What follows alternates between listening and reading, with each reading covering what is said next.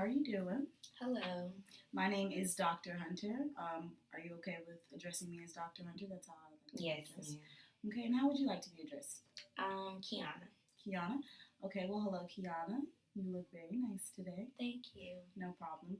So before we get started, I'm going to let you know that everything that we talk about is very confidential, meaning that nothing leaves this room. This is a safe space. This is a judgment-free space. The only time that this information in this room will be disclosed with anybody else is if you disclose information about harming yourself or others, and it will go to my supervisor, which is Professor Cornell. And yeah, legal actions will be taken if anything like that ever happens. But as far as that goes, confidentiality is key. Whatever he says in this room is safe. So let's move on to talking about why you're here today. Tell me about yourself. Let me get to know you a little bit. Okay, well, I am a senior here at North Carolina A&T, and this is my last semester, so I'm just trying to make sure I'm on the right track with balance and everything so I won't have a breakdown. Okay. Okay. So the purpose of this session today is going to be to get to know each other, okay? So I want you to be able to ask me whatever it is that you need to ask me, and I want you to be able to be very open and free with me, okay? So you said you don't want to break down. Is that what I'm hearing? Yes. Okay. Can you elaborate a little more if you felt like it? So pretty much I am a first generation college student. I come from what do I call it? Um, I come from a place where opportunities are scarce. So it's very small, a neighborhood, grew up in what people consider the hood. So I have a lot of expectations on me to be all that I could be. But see, it's taken a little toll on me. So what I'm hearing is that where you're from, you're trying really hard to break out of that stereotype of where you're from or stigma of where you're from. You're working hard, but it's a lot of pressure that comes with that. Yes. So now the pressures of you trying to live up to what everyone is expecting of you is taking a toll on you. Yes. Okay. And so pretty much, I think I've done pretty well with what all I've accomplished thus far. I've been on the dean's list every semester since I've attended college as well as grade school, and I'm a part of the honors program here, and I'm a part of 3 honor societies, and I'm the midst of 2 orgs this academic school year, as well as a White House ambassador. So I'm not saying that I can't do what I've set my mind to. It's just I feel like it's a lot on my plate now.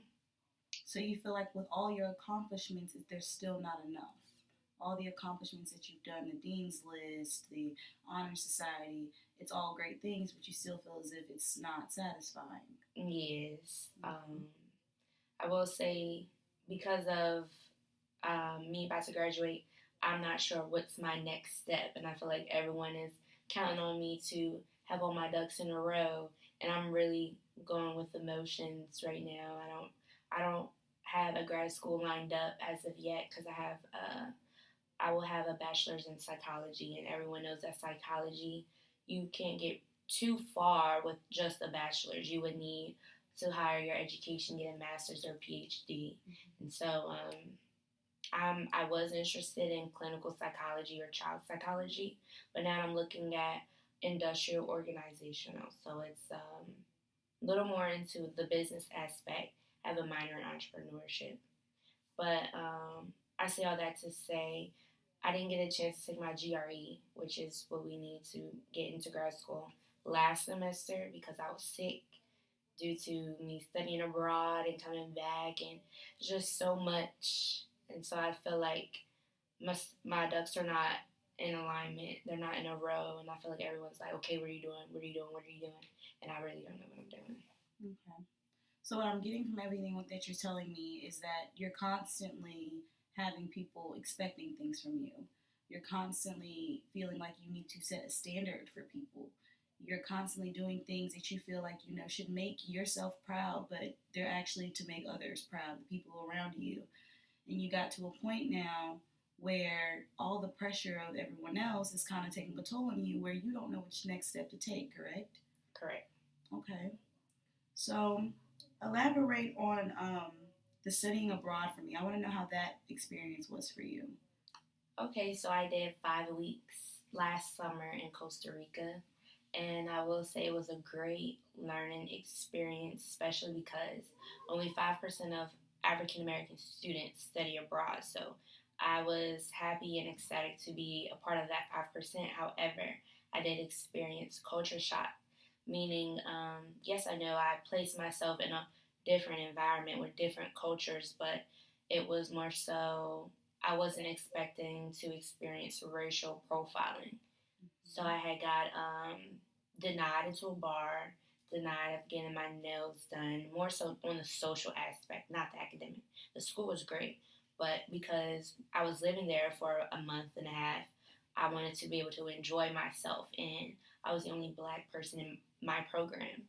So there were about 150 students in total, and only five of us were black, and only two of the five went to a HBCU. So it was pretty much like I want to say I forget the term, but you know how the slaves are were brought out of their natural habitat into the United States. Mm-hmm. Kind of felt like that. So I wouldn't deteriorate anyone from studying abroad, but I will say it's definitely something I would do with more than just me. Like I thought, I went out of state to go to college. I just had to go out of the country just to better myself and explore myself. And it was definitely a humbling experience. So it wasn't the best experience, but I feel like it was needed. Okay. So you're trying to find yourself. You're trying to explore yourself. Trying to explore myself. I think I'm pretty confident in who I am. Like I know who I am, but I wanted to go above and beyond. Okay. And what makes you want to go above and beyond all the time?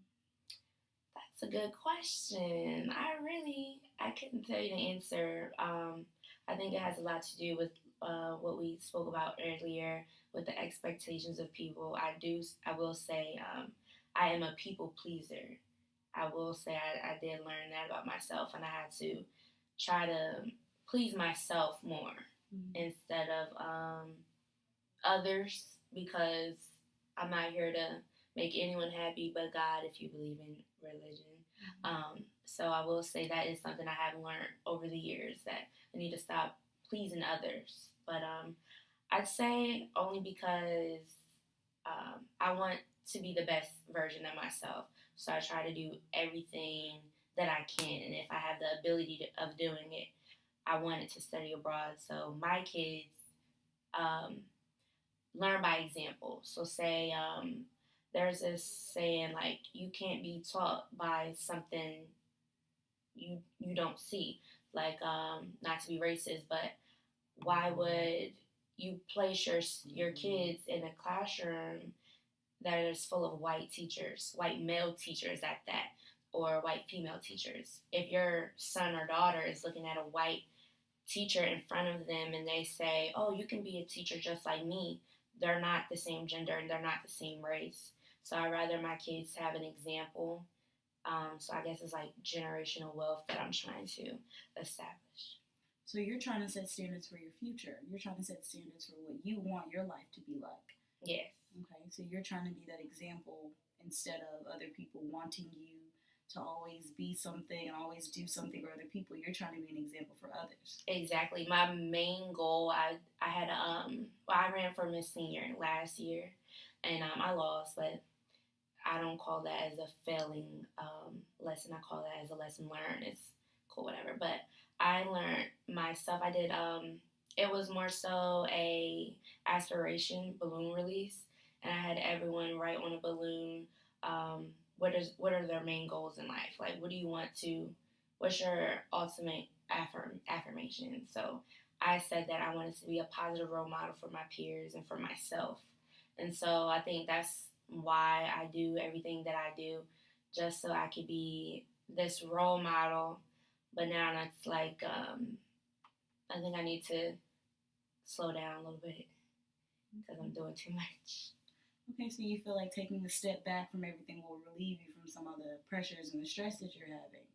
Yeah, but there's no time to be stepping back at this point in my life. I will say, I don't know how much time we have here, but I will get into a little bit about what I'm doing in my last semester. So, like I said, I am the midst of two orgs, and that includes being the community service coordinator. So, I had to find at least 10 hours for both of my orgs opportunities to achieve 10 hours per semester. And that's going good. I don't have a problem with that. But then I am also the White House ambassador. So one of my duties, I had to implement something on campus. So right now I'm working on a women's empowerment series. And it's going great as well. However, I'm taking 21 credit hours. And so that's 7 classes, one online. And pretty much, and I work through the honors department. So it's pretty much me trying to balance everything. Like I said, last semester I was really sick, and no one knew, not even the doctors knew what was wrong with me. And so after everything, all blood work and things were checked, the only thing they said was maybe you had anxiety. And so as a psych student, I was like, what do you mean maybe? Like I would know my disorder. Like if I had a psychological disorder, I would know my signs. Mm-hmm. Maybe I'm just, I don't know. But I didn't think I had anxiety. I think it was my body shutting down because of everything that I was doing. Like you said, I was just doing a lot of, putting a lot on my plate. But I'm trying not to go back to that part of my life. So now it's like I have things I have things that are required of me now, that are expected of me now, with my leadership positions, with my school work. I need to maintain a certain GPA, and it's just like I don't know how I'm going to survive. I don't know how you're going to survive. Okay, well, I want to commend you. One, let's take a step back, take a breather really quickly. I want to commend you on all the hard work that you just expressed to me that you're doing. Um, and that alarm was just stating that our session is up. We're not going to be able to go over time. So that's how that works. But I do want to let you know that I appreciate you coming in here today, and I appreciate you opening up to me and getting to tell me about yourself. So for future sessions, you will get to know me more, and I will be able to listen to you, and we will be able to grow from there. But how do you feel? Do you feel like today was very successful? How do you feel about it? Yes, I feel like I've got a chance to release all of my worries, and I look forward to talking with you again. You were very helpful in helping me. Well, thank you. All Thank right, you. and I will see you next session. You have a great day. You Thank too. you.